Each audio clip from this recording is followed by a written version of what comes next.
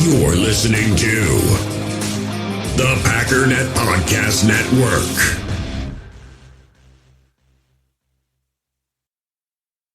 U.S. Cellular has noticed the way we use our phones has gotten ironic. We try to put our phones down for dinner, but the menu's on a QR code. That's ironic. We hit like on social posts that we don't actually like, which is ironic.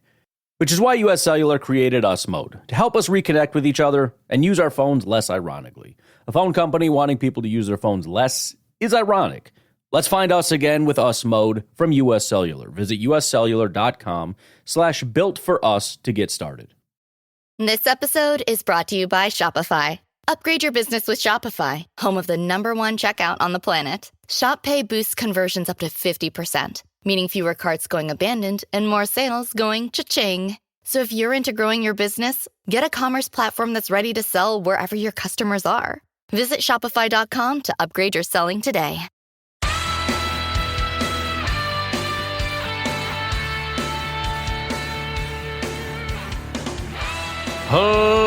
Ladies and gentlemen, welcome once again to the Packernet Podcast. I am your host and resident panelist, as always, Ryan Schlip. Check us out online, packernet.com. Find me on Twitter, pack_daddy. 3rd and 3, Aaron Rodgers drops back. Oh, and it's a drop. Oh, that one stings. Allen freaking Lazard, man. He slipped a little bit, but dang. Anyways, we're not doing a full thing here. We're just getting started, and the game just got started, and I'm all amped up about it. Today, on the agenda, I want to go through, kind of double back for the Packer game, go through some of the stuff, especially some of the statistics. So, obviously, there's PFF. We're always going to do the PFF grades. I love looking at those. Just to give a real quick overview of sort of a film review, right? Because I'm real big into the statistics. I love that, and I want to get into that. We have SIS, but also now, new to the game, NFL Pro, which has some really, really cool stuff. And it's going to, contradict some things, which I'm happy about, because I do think PFF, although, again, I've defended it to the death, I've also always said that PFF is not the be-all, end-all, and they make mistakes. And also, it's not necessarily just the answer to who is good and who is bad. It's sort of answering a specific type of question. It's a great frame of reference, but you can look at things from other perspectives and see, okay, what are you good at? What are you bad at? There are plenty of times, first of all, where I've disagreed with PFF flat out, but also just times where, for example, you'll see, well, he got a bad PFF grade, but he had 5 pressures on, 25 attempts. Okay, that's incredible. Now, granted, that means he sucked on all the other ones, but I don't give a crap. Right? It's not about the other ones where you didn't get home. Not getting home is not getting home, in my opinion. And maybe that's the wrong. But anyways, I feel like it'll give us a more well-rounded picture, and I'm excited about it. There's a lot of guys that had some bad grades that had some decent statistics. I'm looking at, like Jair, for example. He didn't have bad grades, but it was pretty subpar. And then you look at the stats, and it was like, it was pretty good, actually. So there is some news and notesy stuff, but I'm just not going to do it. I want to just get right into it. I don't know if we're going to be able to get through everything today, but I at least want to make sure we get PFF done, and then we'll kind of just go from there. Before we do that, though, one of the things about NFL Pro that I wanted to touch on that's really cool is it makes it real easy to watch players. So I've done, occasionally I've gone back and watched players. On very, very, very rare occasions, I have actually gone back and done grades for every single player. Now, that's way too much work, and I usually don't end up finishing when I start that project because it's just such an unbelievably taxing project. Ask Andy Herman. But the good thing is I can now be much more selective, and it doesn't take very long. For example, what I did is I just said, what do I want to watch? And one of the controversial things is everybody that watched that game, for the most part, seemed to like Bullard. PFF said he had a bad day. And when I posted that, everybody freaked out. They're like, this is why PFF is stupid. He was really good. I was like, well, you don't freaking know if he was good or not. You just saw a couple plays you liked, and the rest of it you just assume was fine. I don't know. But I said, okay, here's what I'm curious about. I want to watch every single snap of Javon Bullard where he was in coverage. In other words, it's a passing play. And so I went back and watched all of them. so I can formulate my own opinion. And I want to do this more often. I've already got Edgerrin Cooper queued up. He didn't play that many snaps, and I already know he's really good. I watched one play, and it was special teams. It was the first kickoff, and he was the first guy down there, and he absolutely lit the guy. I mean, it's immediately, like, even on a non-defensive play, I'm looking at it going, oh, God, this guy is good. Holy crap. But we'll get to that. The bottom line is, I just want to talk real quick about my thoughts on Javon Bullard. A couple observations. First of all, I understand where the bad grades come from, and some of it might have to do with run defense or whatever, but just from a coverage perspective, if you're mostly average and then you have 2 or 3 really bad plays, you're going to end up with a bad. But when you watch them all, it's a lot easier to watch those 2 bad plays and go, whatever. Like freaking, all right, try to make sure next time, like you watch out for that. Like, for example, the absolute worst play was the one that Jair got beat on. That was just like, what in the world? It was the A.J. Brown touchdown. You're the safety over the top, bro. What are you even doing? Obviously, he was playing the ball, assuming it was going to be overthrown or something. I don't know what he was doing, but he just ran off the field instead of trying to make a tackle or whatever. The other was trying to make a tackle on one of the receivers, and I think I said on the stream he threw a shoulder. That's not actually true. He actually did try to come from the side and get his arm around him. I think it was mostly more of a punch than a really solid tackle, but he did try to wrap around, but you got this really big, strong guy who just kind of broke through his arm. Still not good enough, but it was better on a second look. And then the third, oh my Lord, did you just fumble that ball? Oh, Rodgers is going to blow up, dude. You got a Lazard drop, then Rodgers goes out, makes a good play on a little flip, and dude fumbles it. Holy crap, he's going to burst. Anyways, the only other negative play that I saw, and there were, how many were there? I want to say there was like 40 play. Maybe it wasn't that many. Maybe it was like 28. I don't know. I had to go to a second page is all I know. But the only other negative play that he had was the one where he was covering a tight end across the middle, and I thought he was doing a really good job, and I think there should have been a penalty. The wide receiver, he's coming across, and they're running these pick plays. Now, there are rules against pick plays so that, you essentially, they run what are called rub routes, which is, you're going to kind of run this direction, you kind of just get in the way. He wasn't in the way, so what he did is he jumped in front of Bullard. He wasn't even running a route. He wasn't lined up right. Bullard was coming around. He jumps in front of Bullard. I don't know if he actually tripped him or if Bullard just got tripped up trying to jump out of the way of this guy who jumped in his face. But he was not running a route. He jumped in front of Bullard, and Bullard tripped and fell. And then he ended up losing the guy and going down the field. Now, maybe there are coaching points on this. I don't know, as far as, like, don't let him do that to you.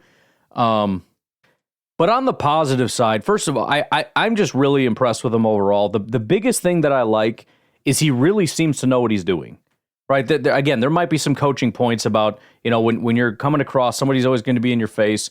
And, like, if he jumps in front of you, just run right through him because it's a penalty on him. You know what I mean? Like, he's got to get it the heck out of your way. Something like that. I don't know. These are minor coaching points. Like, the play where you're supporting Jair. Like, don't forget you're the safety that needs to be there to stop the guy. You're not, like, running 5 yards in front of him hoping that he doesn't catch it and it falls into your arms. Because if he does catch it, now you're nowhere to make a play. But the defense in general, and I think the other benefit of Xavier McKinney is not only is Xavier good, but Xavier's really good at putting everybody in the right spot. You see the communication. I think Bullard really knows what he's doing. You see him communicating, saying, hey, watch this, look at this, look at this. But there's a lot of times, too, where McKinney's kind of telling him, hey, do this, do that. So he's able to just go play. But he really seems to understand what he's doing. I didn't see any time where I felt like he looked like he was lost.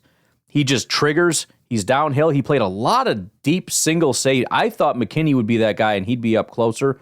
Most of the time in coverage, he was the single safety back. Now, I'd be curious to look at some of the other guys to see if they played, how much they played, and where they played. But I was definitely surprised to see that, and I think that that's going to hurt the ability of guys like Williams, for example, to get on the field if McKinney's going to be taking the spot that Williams would be in, because Williams is not taking McKinney's spot. You know what I mean? But, man, fast, physical. I like just the flow of the defense. Yeah, there's things to get cleaned up, and there's probably people that made some huge mistakes. The defensive line had a really bad day. Pass rushers weren't exactly as good as you'd like them to be. Interior especially was rough. But But, some of that stuff that I was able to see, especially on the back end, the communication, you just didn't get a feeling like people were lost.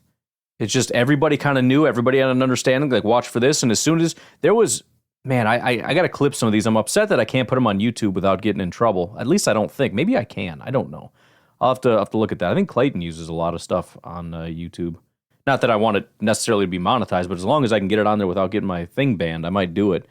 There were a couple plays from him where you could see immediately he knew his assignment that was really, really impressive. One of which in particular is probably not anybody else's highlight, but for me it was a highlight, where he had to carry a tight end up the seam.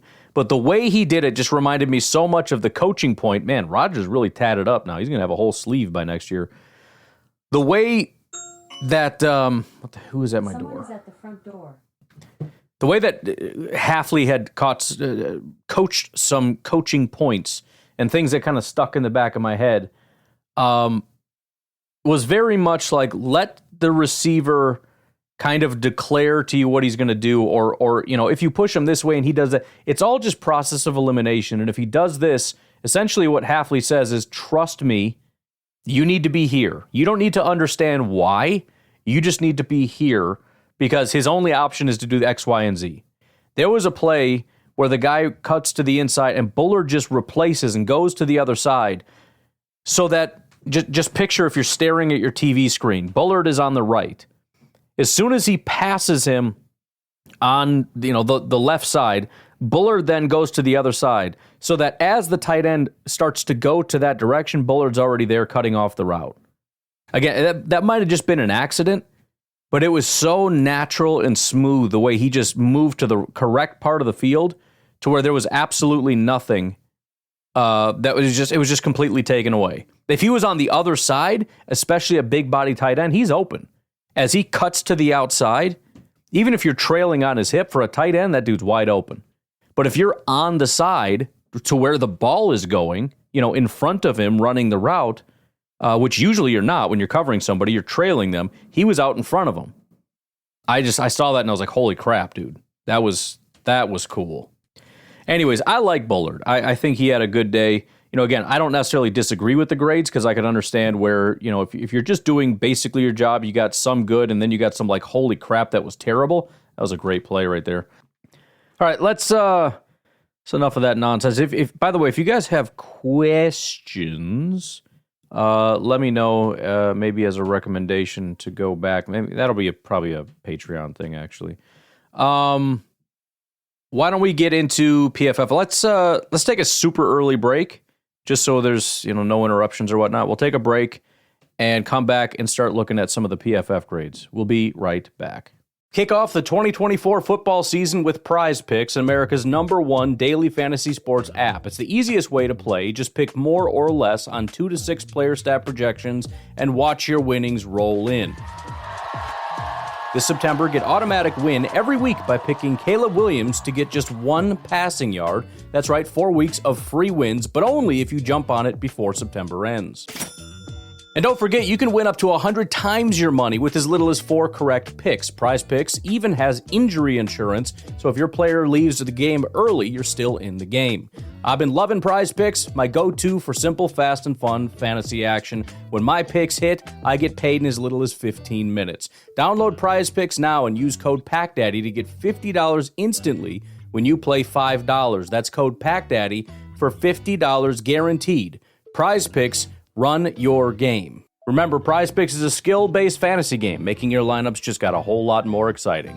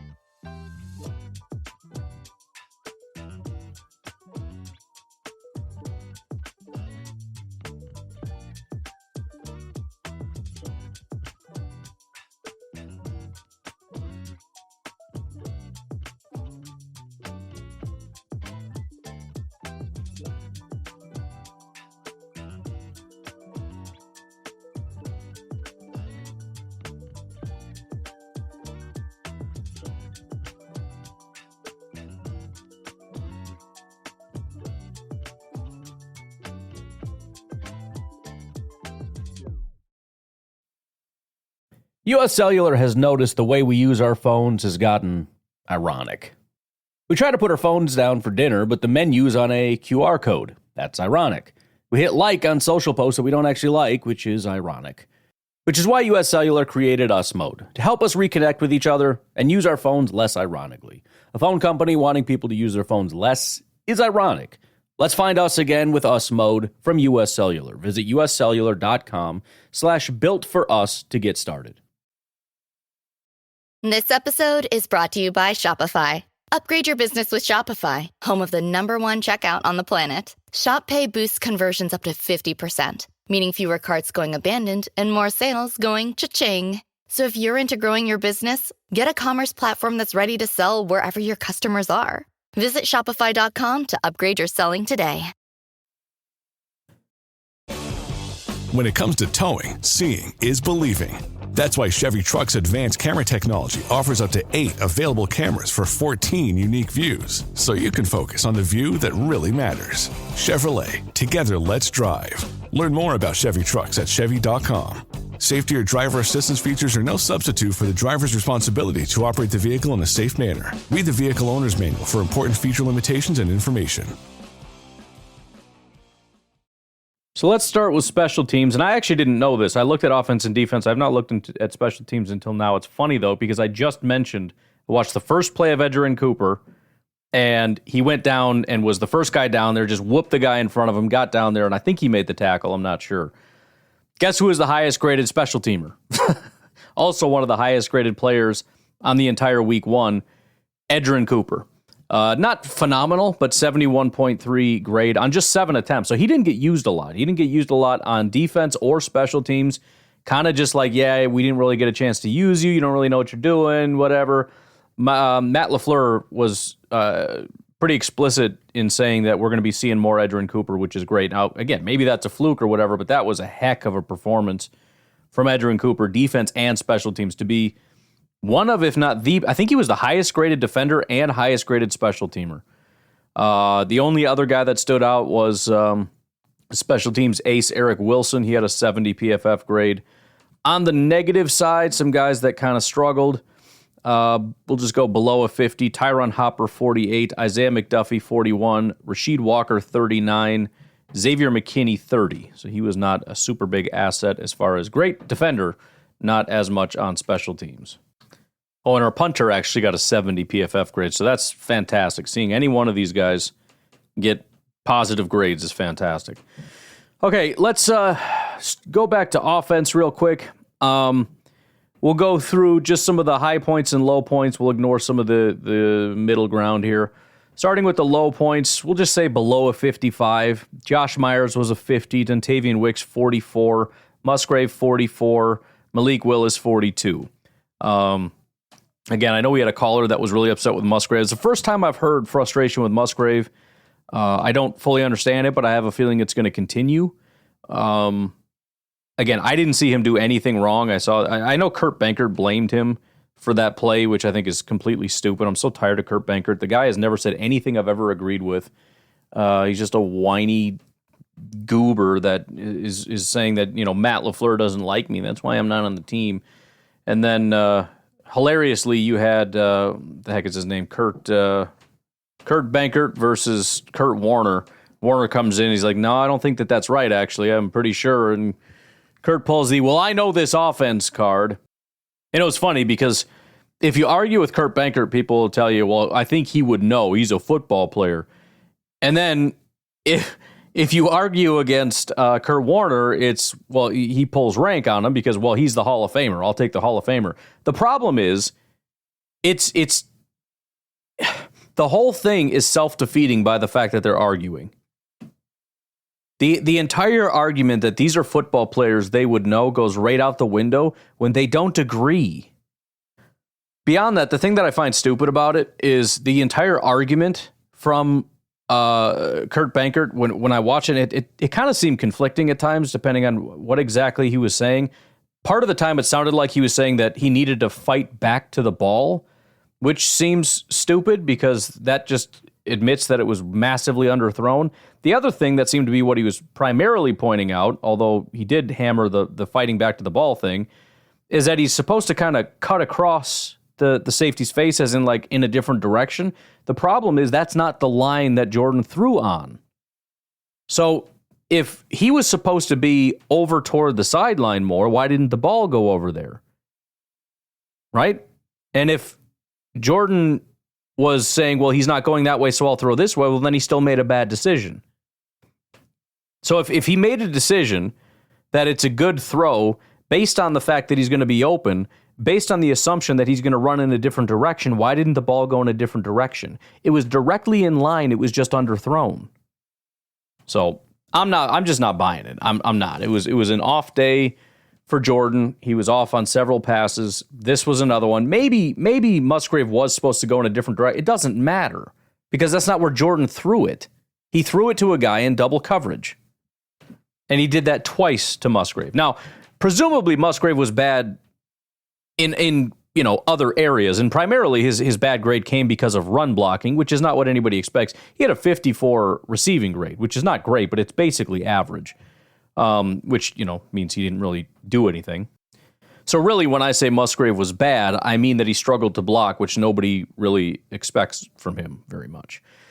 Anyways, on the more positive side, 70-ish and up, 69.8 Emmanuel Wilson, Elton Jenkins 78.4, Jaden Reed with an 89.2 right out of the gate, just firing, man. Jaden has like the most receiving yards, longest reception, one of the highest graded, probably. I haven't looked. He's coming out as not just number one for the Packers, but number one in the NFL. And then highest graded on the entire team is Zach Tom.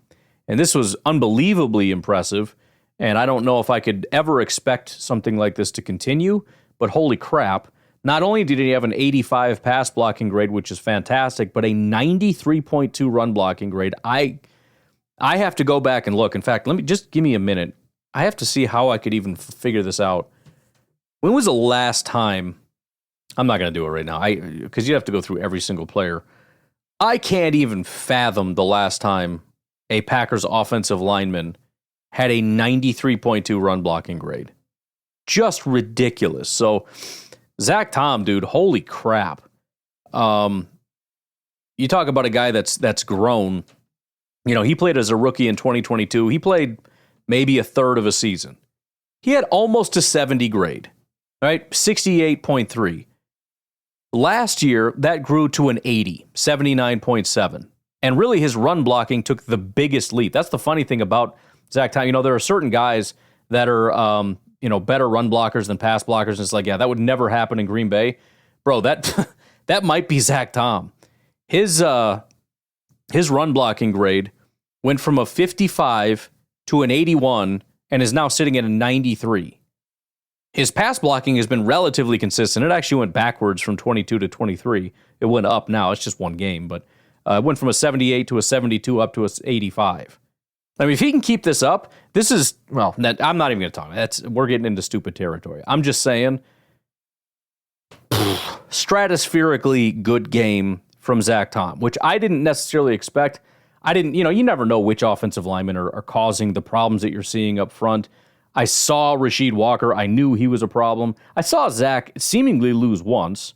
We'll get into the stats and whatnot later, but PFF obviously was unbothered by anything Zach Tom did. So I am beyond happy with what we got there. Honestly, overall, not the worst. All right, let's go through the specifics here. Passing, we got most of the basics down. In fact, I don't even know if we covered it much because of the injury. I had a hard time even getting through the stats, but 17 completions, 260 yards, 2 touchdowns, and a pick. 5.1% big-time throw percentage is relatively high. Unfortunately, so is 4.9% turnover-worthy play percentage. Want to try to get that down a little bit. But 2 big-time throws, 2 turnover-worthy plays. I don't really understand the discrepancy there because it should be based on the same amount of attempts. Adjusted completion percentage was 69%. Still not the greatest. Usually that's in the 70s, but whatever. Week 1, it was rocky. We'll see how it goes throughout the season. There were 3 drops. Twice he was hit as he threw. 3 times he threw away. Time to throw was 2.61. Had an 83 passer rating. And then when you look at the pressure, Nothing really out of the ordinary. He was pressured 33% of the time, which is relatively standard. I think a really good Packers game is kind of in the 20s, but 33 is whatever.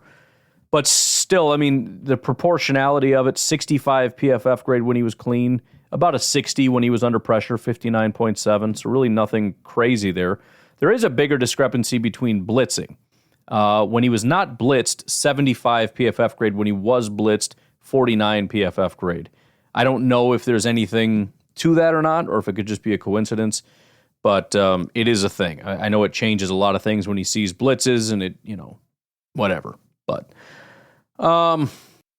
getting off of that, moving on to the receivers now. We got some fantastic things to get through. Looking specifically at the receiving grades, there's really one good, one bad. Dontavian Wicks had a 44.8. Again, I'm going to throw this in everybody's face. If you're going to get mad at your one guy that you already don't like for having a bad day, talk to me about Wicks. Zero Packer fans are going to throw that dude under the bus. I'm just saying. Let's just calm down. It's 1 week. Let's see how things go. I know we're frustrated with Kenny. Preston did not have a good day. Hoping for bigger things from Musgrave. Let's chill and see how it goes. All right? But yeah, Dontavian Wicks, 3 targets, 0 receptions. What did they put him down for in the drop column? One of those they called a drop. 44.8 receiving grade. The one really good was Jaden Reed, 83.4 receiving grade. Everybody else was kind of 55 to 65 range.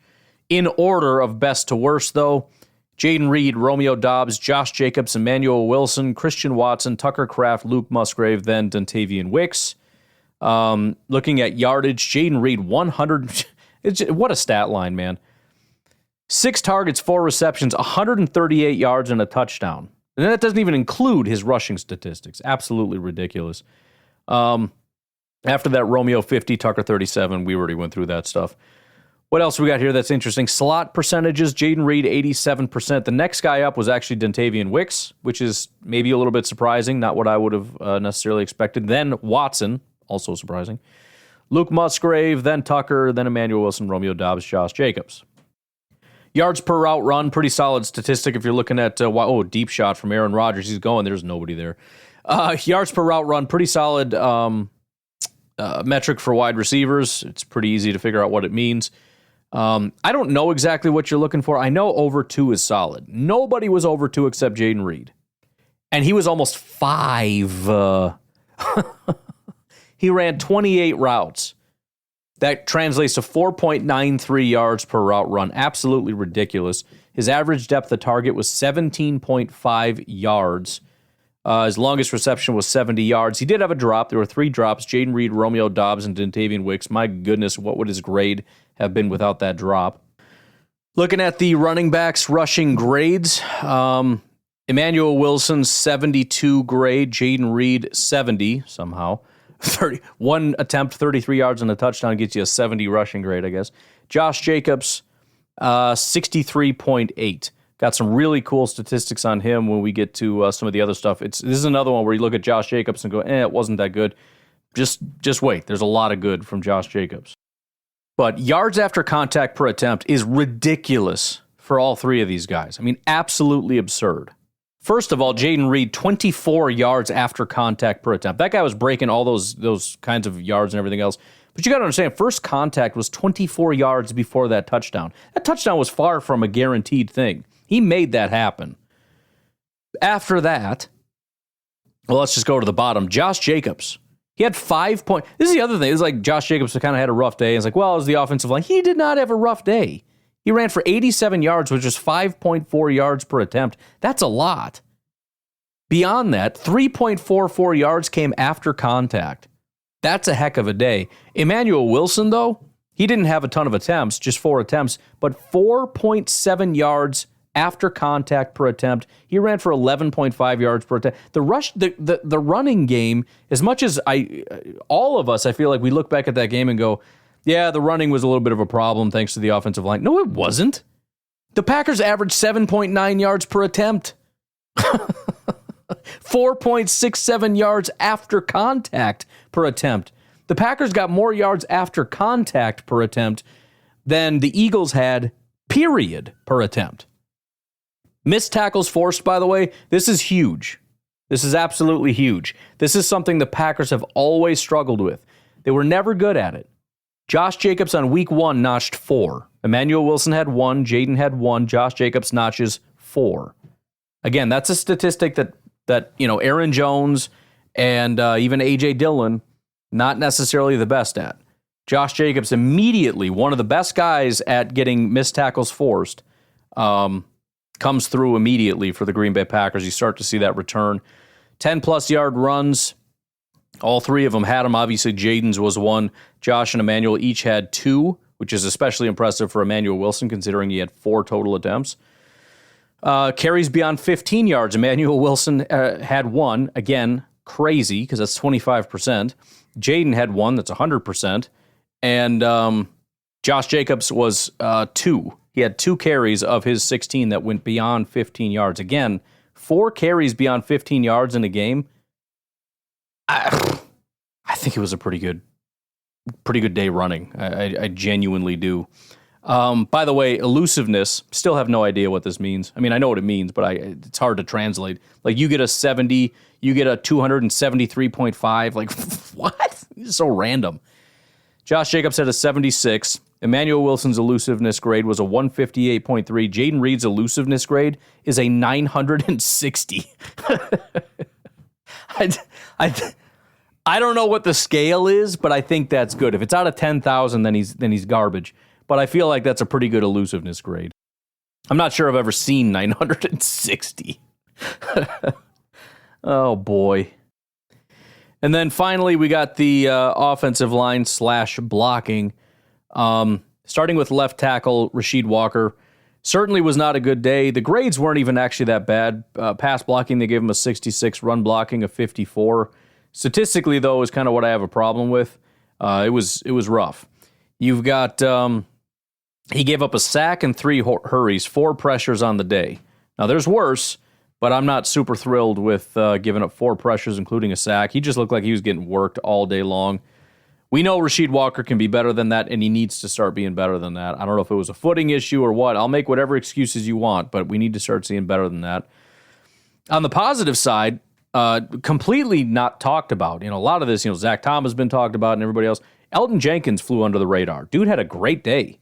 He really did. I think everyone just kind of said the offensive line sucked, and so we're not handing out awards, but Elgton Jenkins gave up 0 pressures in this game. He had a 79 pass blocking grade and a 74 run blocking grade. As weird as it sounds, this is one of the better offensive line performances I've seen, where we have like multiple guys that not only pass block, but like, dude, these guys can run block, and that's crazy because I've never seen that before. Josh Myers, everyone's really mad at him. I'm not entirely sure why. I'm guessing some of the clips, I mean, I do, he wasn't very good, but I'm guessing there must have been some clips circulating around about him, or they just happened to notice that he gave him up. He didn't give up any sacks, but 2 of the 6 hurries were Josh Myers. He had a 58 pass blocking grade, 53 run blocking.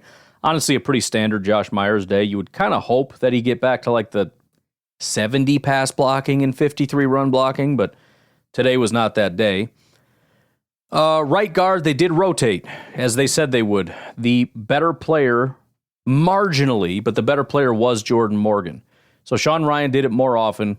His pass blocking grade was a 65. Jordan Morgan was a 64. Now, Ryan was a little bit better, but that's almost the exact same grade. Run blocking, though, Sean Ryan, 56. Jordan Morgan, 66. So again, you look at what I'm saying here. Let's just say Jordan Morgan is our guy, and this is start 1, and he's already like a competent run blocker. Okay, that's a good thing. Next to him on his right, he has a guy that got a 93 run blocking grade. To his left, the center, not a good run blocker. He's like a 55, which is marginally below average. Then you've got Elgton Jenkins, who's actually a really good run blocker. And then you got Rasheed doing whatever Rasheed does. I mean, listen, as upset as everybody is about the offensive line, I'm borderline encouraged by it. Rasheed needs to be better, and he will be. But that's it. That's all I care about. Zach Tom is the best version of Zach Tom we've ever seen. Elgton Jenkins, I've been wanting to see the old Elgton Jenkins for a long time, and usually it takes him a while to get going, and it's really frustrating. This is week 1, and this is perfect. This is like peak Elgton Jenkins. It's not like 90s. It's not even necessarily 80s. It's 75 pass blocking, 75 run blocking. You give me that, I've never been happier in my life with 0 pressures given up. Dude, I don't need anything else. So Josh Myers is the same guy that he was, which is not abysmal. It's just below average, barely. Elton is solid. Rashid, if he improves, with Morgan an upgrade at right guard, especially at run blocking, and Zach Tom being just a run blocking phenom. I don't know, man. I don't know. Maybe I'm a little excited about it. Can I be excited about it? I'm going to be excited about it.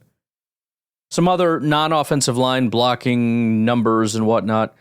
Highest pass blocking grade, not offensive line, was actually Josh Jacobs, 70.3. That's super encouraging.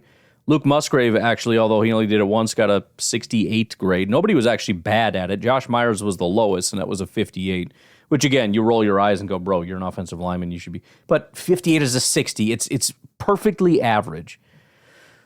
Run blocking, you had Zach Tom at the top, then Elton Jenkins. Then, actually, Christian Watson with 11 run blocking snaps at a 74 run blocking grade. Then Tucker Kraft, 23 run blocking attempts, 70 grade. Whole bunch of average. Then below a 55, which I'm kind of getting slightly out of the average range. Rasheed Walker, 53. Josh Myers, 53. They're both actually about a 54 if you round up. And Luke Musgrave was the one terrible run blocker. 7 attempts, 42 grade. So, there you go. All right, let's take our final break. We'll come back and rip through the defense. This might be all we get done today, but we got plenty of time to get through some of the other advanced stats stuff. Maybe tomorrow will be advanced stats day with NFL Pro and SIS. That was a scary throw. But we'll do defense, talk a little Edgerrin Cooper. We'll be right back. All right, so bottom line, there was a lot of bad here. On the positive side, it was just Xavier McKinney and Edgerrin Cooper, and that's it. It's not to say everybody else was bad. There's a lot of above average, but mostly just in the average train. But like below a 55 again. Jair 52, Bullard 46, Slayton 42, Carl Brooks 42, Kingsley Enagbare 41, Kenny Clark 39, Isaiah McDuffie 35. Now I will point out, there's a lot of defensive linemen in there, and maybe the field conditions had something to do with it. And I did check the Eagles. Not a single Eagles defensive lineman had a good grade. Not necessarily appalling, but not one was even good. I don't think anybody even hit the 60 mark. So, if we're talking the entire defensive line, Slayton, Brooks, Kenny Clark, maybe throw Enagbare in there. That's pretty much everybody. You give them a little bit of slack. Isaiah McDuffie had a bad day. I don't care. We need more Edgerrin Cooper anyway. Sorry, McDuff, but it was never meant to be. Touchdown 49ers, dang it. Wyatt was just at the bubble there at a 55, bump him up, whatever. But it was a lot more bad than good. On the positive side, though, Xavier McKinney, 76 overall, Edgerrin Cooper, 86. Only played 11 snaps, but 86 grade. And remember, he didn't play a lot of special teams either, and he dominated. I am beyond excited about this guy. Whatever. You watch a lot of college guys, you fall in love with them, you never really know what they're going to become. There's plenty of guys that I like that didn't turn into anything, but I'm glad I did that second look of Edgerrin Cooper, because the first time I went through, I was like, I'm not a fan. When I went more in depth, it was like, holy crap, do I get it? And I'm excited now to see potentially some of that come to life. All right, let's go to the run defense grades in particular. Some of the negatives, you got Devontae Wyatt, kind of standard for him, 51. McDuffie, 51. Slayton, 50. Not what you want from the big man. Kingsley, 44. Kenny, 41. Another guy you really don't want to see that. And then Carl Brooks, 40. On the positive side, Preston Smith, 71. Edgerrin Cooper, 72. And Javon Bullard, 77. So that's the other thing. They killed him in coverage. And the coverage is what I watched. In run defense, they're like, oh, he's solid in run defense. It was just the coverage. I watched the coverage. And again, there were 2 plays, and one of them was a tackling issue more than anything else. He came from wherever and tried to bring him down, and he failed. One terrible coverage play. But overall, I'm not as scared after watching him as I was when I just saw that 39 there. Tackling was actually positive, believe it or not. The bad ones were Keyshawn, Eric Stokes, Jair, and Isaiah McDuffie.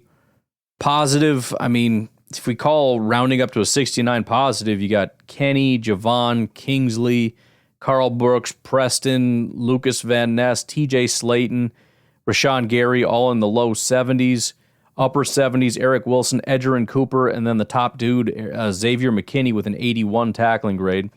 Pass rush, like I said, they never really hand out a ton of great pass rush grades. The only one that they did is Keyshawn Nixon, which isn't really worth talking about.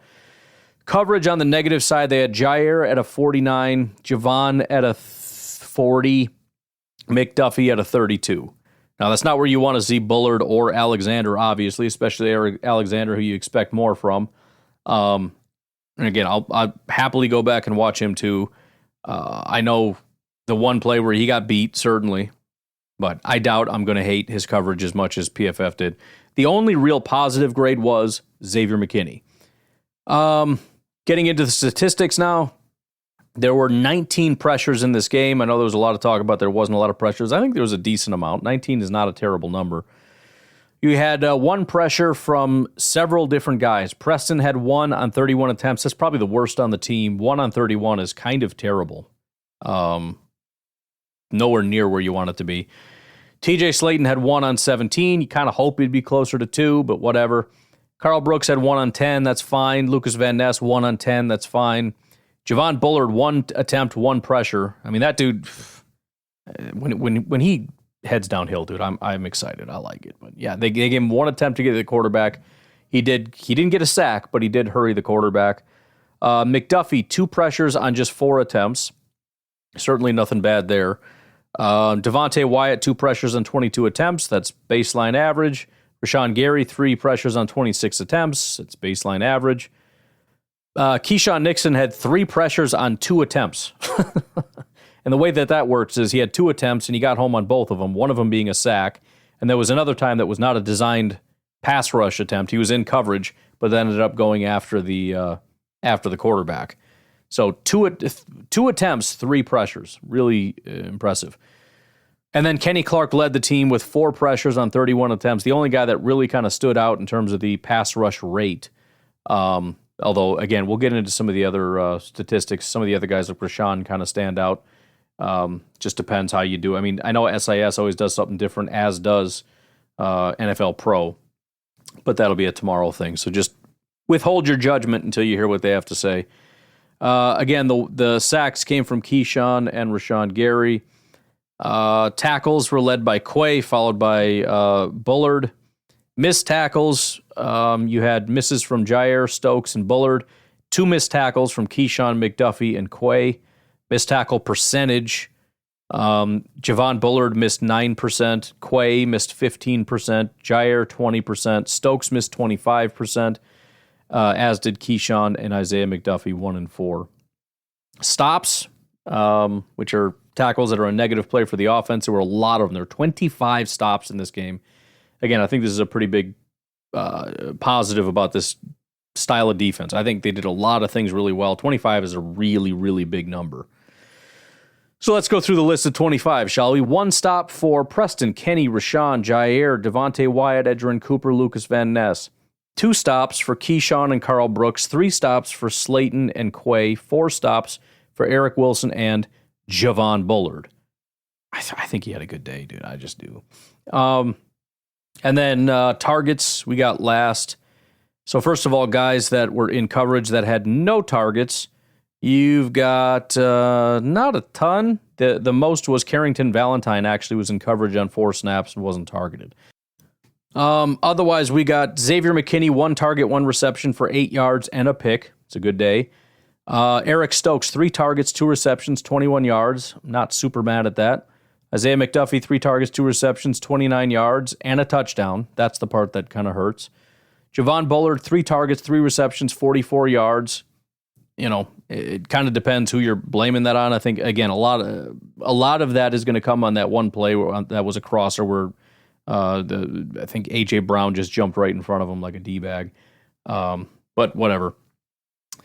Keyshawn, 5 targets, 4 receptions, 45 yards, and a pass breakup. Jair, 6 targets, 4 receptions, 108 yards, and a touchdown. Most of that, and a pick and a pass breakup.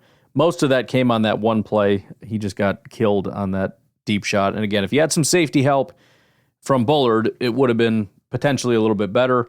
But either way, that ended up being just kind of an overall cluster. Quay Walker, 6 targets, 4 receptions, just 23 yards. So Jair, certainly you want to get that number down. I don't know how much of that is that one play and what it looks like without that. It's obviously significantly better. We're probably talking, 60 yards, which isn't great, but that add to that a pick and a pass breakup. But yeah, he got burned on that one. And again, that's going to be the problem because you're playing a more aggressive style of defense, which means not only is it man-to-man, but you don't have a lot of help over the top. So you're susceptible to that stuff. That's just the way it goes, man. Not making excuses for him necessarily. I'm just saying be prepared for that to be more of a thing. You take the positives, like the picks, but expect to see a little bit more of that than we saw maybe with like Joe Barry and Patton and going as far back as who knows. NFL passer rating when targeted. Isaiah McDuffie had it the worst, 137. Javon, 118. Jair, 109. Keyshawn, 104. Stokes, 86. Quay, 73. Xavier McKinney, 60. But all right, we'll go ahead and leave it at that. We'll plan on tomorrow being stats day. We'll see what happens in the news if things get a little crazy. But I'm going to get out of here. You guys have a good rest of your day. I'll talk to you later. Bye-bye.